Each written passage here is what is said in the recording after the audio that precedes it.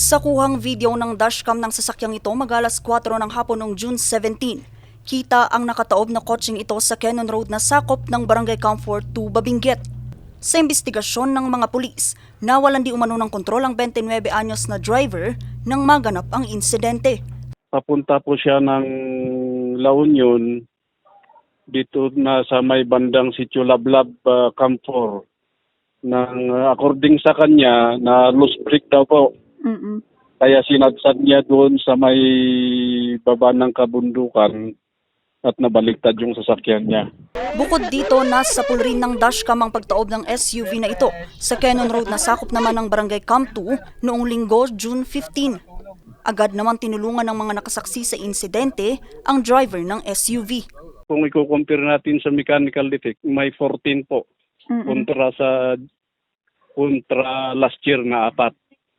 Ito namang human error, may 11 po tayo, January to June 2025 against last year, may 16 against 11 po. Saka yung road condition, 1 last year against 2 ngayon po.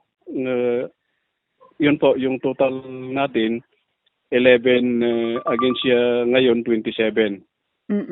Mas marami po yung mechanical defect po.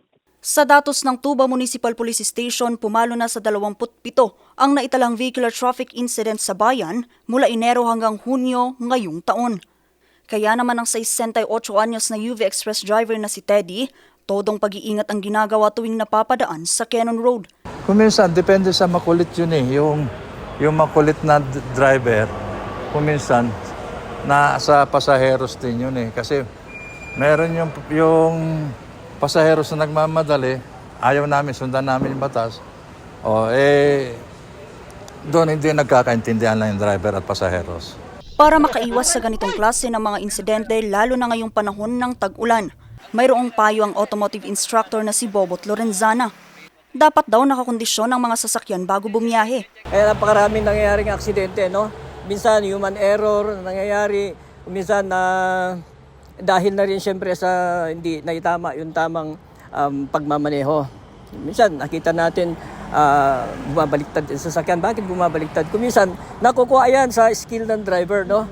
Meron kasi sa pagmamaneho, pagdating dito sa kurbada, no? Meron yung understeer, oversteer na tinatawag. Pag understeer ka, oversteer, maaaring malampasan mo yung kabilang linya. Minsan naman, nahagip natin itong pinakakurbada, yung bangketa. Pangalawa, dapat rin daw nakakondisyon ng katawan ng mga nagmamaneho. Lagi nilang tandaan itong rules natin sa kalsada, no? Na marami tayong rules sa kalsada na do's and don'ts na hindi dapat nila gawin, no? At saka syempre, bago mag-drive hindi ka dapat nakainom, no? At napakalaking epekto nitong pagdadrive ng lango ka sa alak, syempre makakakaso ka. Hindi lang pagkatanggal mo sa serbisyo, kuminsan maaring ma-revoke pa yung lisensya mo, perpetual, At pwedeng magbayad ka ng malaking multa o suspension. Bagamat simple lamang ang mga ito, malaking bagay na raw ito para matiyak ang kaligtasan ng mga motorista at maging ng mga pedestrian. Ang pagsunod sa batas trapiko ay hindi lamang nangangahulugan ng pagiging maingat, kundi ng disiplina bilang isang motorista. Isang paalala sa lahat na sa bawat pagtahak sa kalsada ay may mga batas na kailangang isaalang-alang dahil ang mga ito ay may kaakibat na parusa na kailangang harapin.